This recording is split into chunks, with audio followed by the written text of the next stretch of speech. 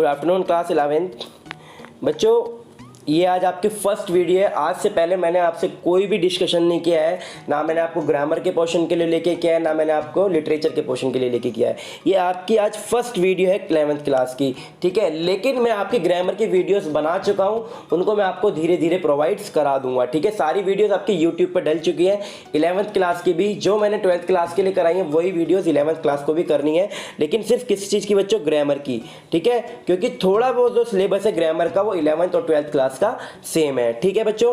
तो अब मैं आपको थोड़ा सा बताना चाहूँगा बच्चों, वीडियो को एक तो पूरा देखना है आपको, लास्ट तक अच्छे से चीज़ों को समझना है, चीज़ें क्लियर करनी है आपको। ऐसी कोई भी चीज़ नहीं बचेगी जो आपको क्लियर नहीं होगी, ठीक है। सबसे पहले बच्चों मैं आपको बता देता हूँ इंग्लिश के सिलेबस के बारे में, जो कि आपका 2 पार्ट्स में डिवाइड रहेगा। आपको आज मैं एक पार्ट बताऊँगा, उसके बाद जब कभी हम ग्रामर डिस्कस करेंगे तब मैं आपको ग्रामर का डिस्कस करूँगा, ठीक है। तो बच्चों आज हम लोग लिटरेचर का जो है अपना सिलेबस डिस्कस करेंगे, ठीक है बच्चों। मैं आपको बताना चाहूँगा जो हमारा लास्ट ईयर सिलेबस था वो बिल्कुल सिलेबस नहीं है, अब सारा सिलेबस चेंज कर दिया गया है। सारी बुक्स हमारी एनसीईआरटी बेस लगा दी गई है, जो हमारी एनसीईआरटी की बुक थी सारी बुक्स वो लगा दी गई हैं। लेकिन आपको एक चीज़ पता होगा, कोविड-19 की वजह से बच्चों हमारा जो सिलेबस है वो 30% रिड्यूस कर दिया गया है। यानी कि जो हमारा एनसीईआरटी का सिलेबस था लास्ट ईयर का, उसमें से 30% रिड्यूस होकर हमारा एग्जाम पेपर में आएगा, ठीक है। तो वो सारी चीज़ें मैं आपको डिस्कस करूंगा, तो वीडियो को लास्ट तक देखिएगा, चीज़ों को अच्छे से समझिएगा। उसके बाद मैं आपको आज फर्स्ट चैप्टर स्टार्ट करूंगा, उसकी थोड़ी सी समरी बताऊंगा, स्टोरी बताऊंगा कि चैप्टर के अंदर हम लोग क्या डिस्कस करेंगे, और सारी चीज़ें हम लोग डिस्कस करेंगे। वीडियो को अगर आपको अच्छी लगे तो लाइक और कमेंट जरूर कीजिएगा, सारी चीज़ें मुझे बताइएगा कि आपको कौन सी चीज़ें समझ में नहीं आई और कौन सी चीज़ें बहुत अच्छे से समझ में आई हैं, ठीक है। तो बच्चों स्टार्ट करते हैं वीडियो को और देखते हैं हमारा सिलेबस। तो बच्चों आपको स्क्रीन पे दिख रहा होगा ऑर्निबल बुक टेक्स्ट बुक, ठीक है। तो बच्चों किताब का नाम है, आप इस चीज़ को देखिएगा कि हमारे इसके अंदर कंटेंट क्या है। तो फर्स्ट चैप्टर जो बच्चों हमारा रहेगा बच्चों, इस किताब को हम लोग बोल सकते हैं अपनी, जो हम लोग बोलते थे एनसीईआरटी पहले, प्रोज बुक, प्रोज इसको हम लोग नाम दे सकते हैं, ठीक है।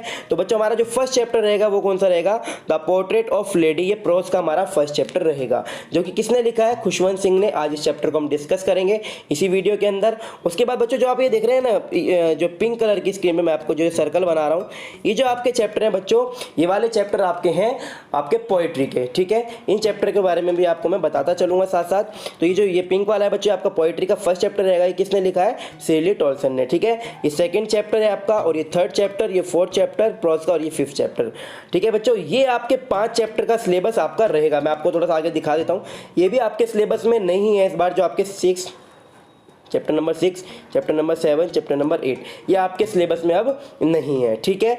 और आपको मैं बता दूं कि जो पोइट्री में नहीं है वो है फादर ऑफ द सन, यानी कि पोइट्री के अंदर बच्चों आपका चाइल्डहुड भी आएगा, the voice of the rain भी आएगा, द लेबन टॉप भी आएगा, और बच्चों अब फोटोग्राफ तो आएगा ही आएगा। यानी कि आपके सारे चैप्टर्स आएंगे, सिर्फ कौन सा नहीं आएगा, फादर टू सन, ये आपका चैप्टर नहीं आएगा। और प्रोज की बात करूँ तो 6, 7 और 8 ये वाला चैप्टर आपका नहीं है। जो 30% सिलेबस हटा है बच्चों, उसमें ये चैप्टर को हटा दिया गया, यानी कि स्टार्टिंग के 5 चैप्टर आपके सिलेबस में रखे गए हैं प्रोज के अंदर।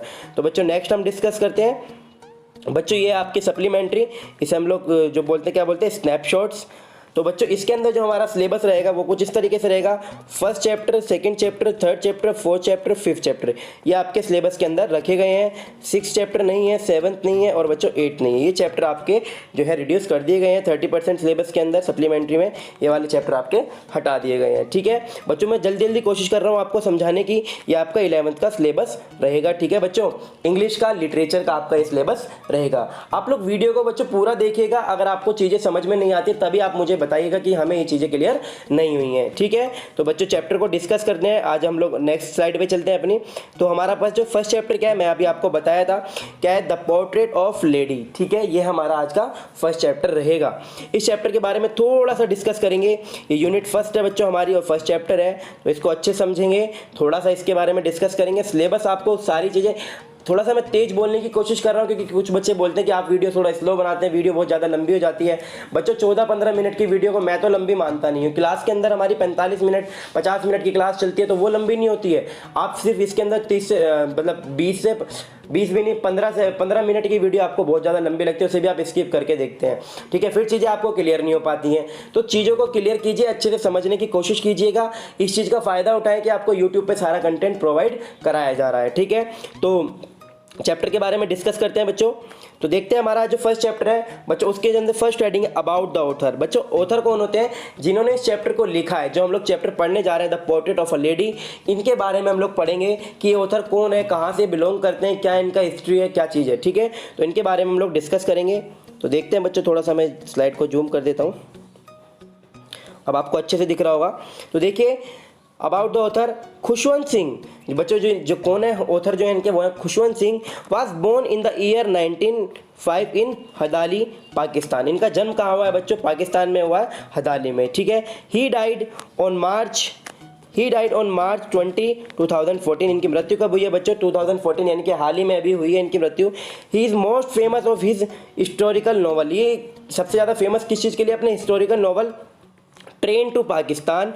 ठीक है बच्चों, इनका एक नॉवल का नाम है ट्रेन टू पाकिस्तान, जो कि पब्लिश हुआ था 1956 में। In addition to writer he was also an historian, columnist, front political commentator and social critics. बच्चों ये जो है क्या, एक राइटर भी थे, एक पॉलिटिकल भी थे, एक कॉलमनिस्ट भी थे, और बच्चों क्या थे, एक सोशल क्रिटिक भी थे। यानी कि इन सारी चीज़ों में इन्होंने इंटरफेयर किया हुआ था, इन सब चीज़ों से बिलोंग करते थे। ठीक है, जो इनका ऑक्यूपेशन था। He was educated eight government college of Lahore and at King College, Cambridge University and at the inner temple based in London. बच्चों ये सारी चीज़ें इनकी स्टडी से रिलेटेड बेस है कि इन्होंने कहाँ कहाँ पढ़ाई करी है। तो he was educated and government college of Lahore, ये लाहौर के गवर्नमेंट कॉलेज में पढ़े हैं। किंग्स कॉलेज, कैम्ब्रिज यूनिवर्सिटी का किंग कॉलेज था, वहाँ से इन्होंने पढ़ाई करी है। At the inner temple based in London, जो कि कहाँ पे था बच्चों? लंदन में। ठीक है, थोड़ा सा इसको छोटा कर देता हूँ, आपका ये देखिए अच्छे से स्क्रीन पर दिख रहा होगा आपको।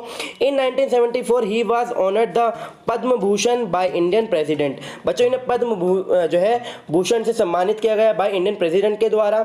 कब बच्चों? 1974 में। इन द ईयर 2007 में ही वाज अवॉर्डेड, इनको अवार्ड दिया गया बच्चों पद्म विभूषण से इनको सम्मानित किया गया 2007 में।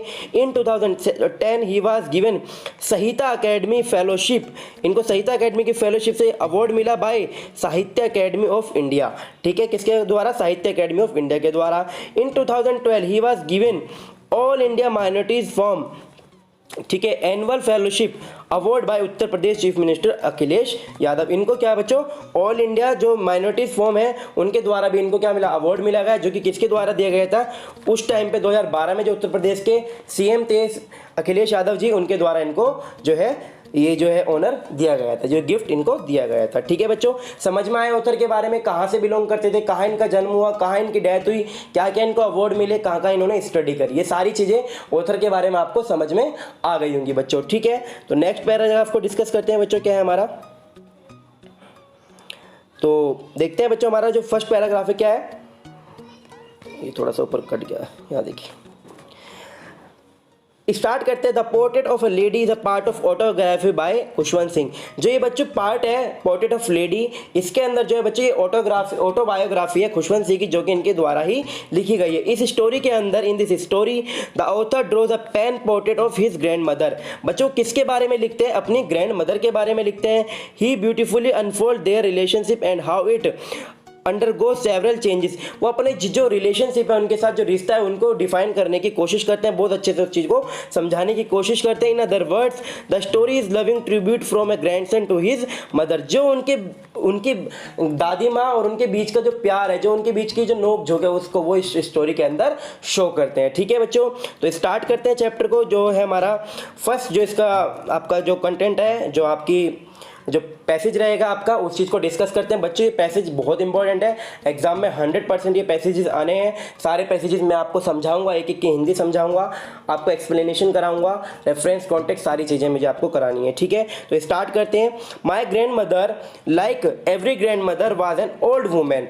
बच्चों जो कहते हैं कि जो मेरी दादी माँ है वो सभी की दादी माँ की तरह क्या है, वो बूढ़ी हैं, थोड़ी सी क्या हो चुकी हैं, बूढ़ी हो चुकी हैं। शी हैड बीन ओल्ड, वो बहुत ज़्यादा बूढ़ी हैं, and wrinkled for her 20 years that I had her know. जैसे कि मैं उन्हें 20 साल से जानता हूँ, उनके चेहरे पे क्या है बच्चों, बहुत सारी झुर्रियाँ पड़ी हुई हैं। पीपल सेड, लोग कहते हैं, that she had once being young and pretty and had even a husband. वो कहते हैं कि वो ना अपने टाइम पे बहुत ज़्यादा यंग थी और उनके क्या थे, एक पति थे, यानी कि एक हस्बैंड था उनका। But that was hard to believe, but लेकिन मुझे ना ये विश्वास करने में थोड़ा संकोच होता है, ऐसा वो बोलते हैं। ठीक है, खुशवंत सिंह बोलते हैं, my grand father portrait hung about the mental peace in the drawing room. मतलब कि उनके जो दादाजी हैं, उनकी एक पेंटिंग टंगी हुई है उनके ड्राइंग रूम के अंदर, उसके अंदर वो देखते हैं ही वॉर ए बिग टर्बन, उन्होंने एक बहुत बड़ी टर्बन बोलते हैं बच्चे, पगड़ी को पहनी हुई है, एंड लूज फिटिंग क्लोथ, और उन्होंने ढीले ढाले कपड़े पहने हुए हैं।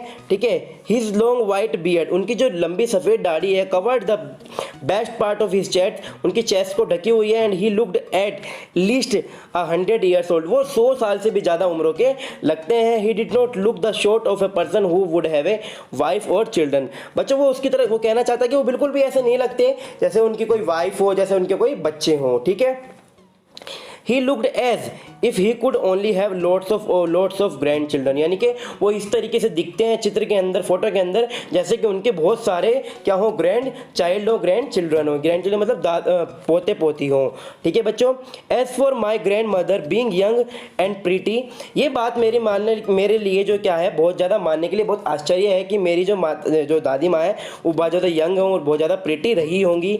द वाज ऑलमोस्ट रिवोल्टिंग, मतलब ये चीज़ मुझे बिल्कुल भी हजम नहीं हो रही है। She often told us of the game she used to play as a child, बच्चों वो कहते हैं कि वो मुझे बताती थी जो वो बचपन में अपने गेम्स खेला करती थी। That seemed quite absurd and undignified on her part, वो मुझे मतलब बिल्कुल भी जो है बेतुका जान पड़ता था उनके इतिहास के बारे में, वो चीज़ें मुझे बिल्कुल भी पसंद नहीं आती थी। We treat it like fables of water she use to tell us, मतलब हम लोग उन चीज़ों को इस तरीके से लिया करते थे जैसे कि हम बचपन में कोई कहानियाँ सुना करते थे, जैसे किसी के बहुत बड़े इतिहासकार के बारे में, ये सब चीज़ें हम सुना करते थे। इसी तरीके से मुझे उनकी कहानियाँ उनके गेम्स भी शो करते थे। ठीक है, तो ये सारी चीज़ें बच्चों आपको समझ में आई होंगी, आपको पूरा सिलेबस समझ में आया होगा बच्चों। अच्छे से इसका स्क्रीनशॉट ले लीजिएगा जो मैंने आपको बताए हैं।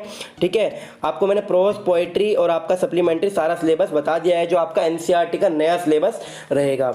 ओके बच्चों, कुछ इस तरीके से वीडियो आपकी रहेंगी, नेक्स्ट वीडियोज़ भी अब स्टार्ट हो जाएंगी आपकी आनी। ठीक है, ओके बच्चों, बाय।